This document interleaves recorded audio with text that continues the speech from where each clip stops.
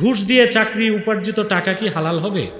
দেখুন, আপনি দেখতেছেন যে আপনি চাকরি পাওয়ার যোগ্য, কিন্তু কোনোভাবেই চাকরি পাচ্ছেন না, বুঝলেন? এখন চাকরি না নিলে আপনাকে দুইটার একটা করতে হবে, হয় সুদের ব্যবসা নয় ভিক্ষা।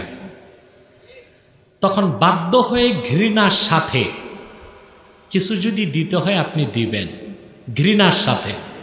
কিসের সাথে? ঘৃণার সাথে। তারপরে আপনি আল্লাহর কাছে খালেসভাবে তওবা করে নেবেন। যেই অবৈধ টাকাটা দিলেন ওইটা কিন্তু আপনার রিজিকে আসে নাই, আপনি কোনো ব্যক্তিকে দিয়েছেন। বাকি তারপর সারা জীবন আপনি নিজে যদি ঘুষ না খান, আশা করা যায় আপনার টাকাটা হারাম থেকে মুক্ত থাকবে এবং আল্লাহ হয়তো বা আপনাকে মাফ করবেন। বাকি এটা ফাতাওয়া। তাকওয়া হচ্ছে কোনোভাবেই ঘুষ টুস কিছু না দেওয়া, প্রয়োজনে আপনি চাকরি নেবেন না। একটা ফাতাওয়া আর একটা তাকওয়া। এখন আপনি এমন একটা সমাজ হয়ে গেছে, রাষ্ট্র হয়ে গেছে, আপনি মাদ্রাসার কাজে যাবেন, মাদ্রাসা বোর্ডে আপনার থেকে, ঠিক কিনা? এখন আপনি যদি তাকওয়া আমল করতে যান তা মাদ্রাসা বন্ধ করে দিতে হবে। এটা হালাতে এদতেরার, হালাতে চরম ওজর, চরম ওজর। আবার দেখেন আপনি কি পরিবেশে আছেন আপনি চিন্তা করতে পারেন? আপনার স্ত্রী গর্ভবতী, রাত 2টায় পেটে ব্যথা উঠছে, নিয়ে গেছেন সরকারি হাসপাতালে, বুঝলেন?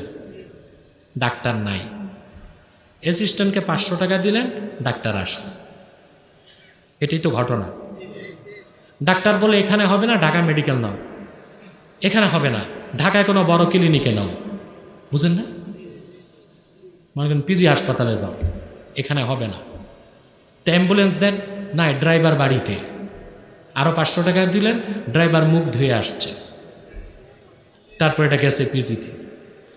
এখন আপনি ইমার্জেন্সিতে নিছেন, ডাক্তাররা সারা শব্দ করে না, ওখানে আবার দালাল থাকে, ওকে 1000 টাকা মুঠে দিলেন, সব ডাক্তার নার্স আসছে, কি বুঝলেন?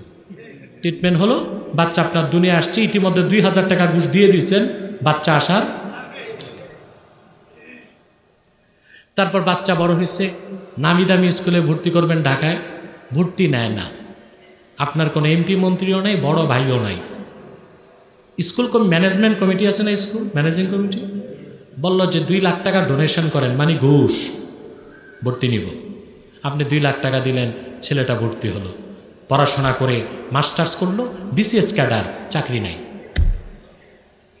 এখন চাকরি নিতে গেলেন, ওখানে আবার দালাল থাকে সচিবালয়ে, তারা বলল 1,30,000 টাকা জোগাড় করেন, চাকরি একটা হবে।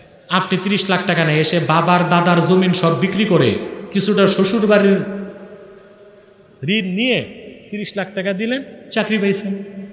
তারপরে সারা জীবন আপনিও ঘুষই নিলেন। এই যে ঘুষের টাকায় খাসির গোস আর দেশি মুরগিগুলো খাইছেন, চর্বি তো জমছে। একদিন সিআরবি অ্যাটাক, বুঝলেন নাই? মারা গেছেন, আত্মীয় স্বজন জানাজা দিছে, ঢাকায় নিয়ে গেছেন, আপনার লাশ নিয়ে গেছে আজিমপুর গোরস্থানে, রাত 8টা বেজে গেছে, গেট খুলবে না, দারোয়ানকে দিলেন 500 টাকা, গেট খুলছে। কবর হয় না, কবর খোরে যারা কেউ নাই, দিলেন 2000 টাকা, কবর খুঁজছে। মৌলী সাহেব যে আছে, হেও তো মৌলী সাহেব নাম্বারই, হেও আসে না যে একটু নিয়ম কানুন বলে দিবে, দিলেন 1000, সেও আসছে। তারপর আপনাকে আজিমপুরে দাফন করছে। চিন্তা করছেন, মায়ের পেট থেকে ঘুষ দিতে দিতে আজিমপুর কবরস্থান পর্যন্ত আপনি ঘুষই দিলেন। এই জন্য এই দেশের দৃষ্টিকোণ থেকে বলছি, একদম না পারলে ঘৃণার সাথে যে দিবেন, ওটা ফাতাওয়া। ওটা কি? না দেওয়া তাকওয়া।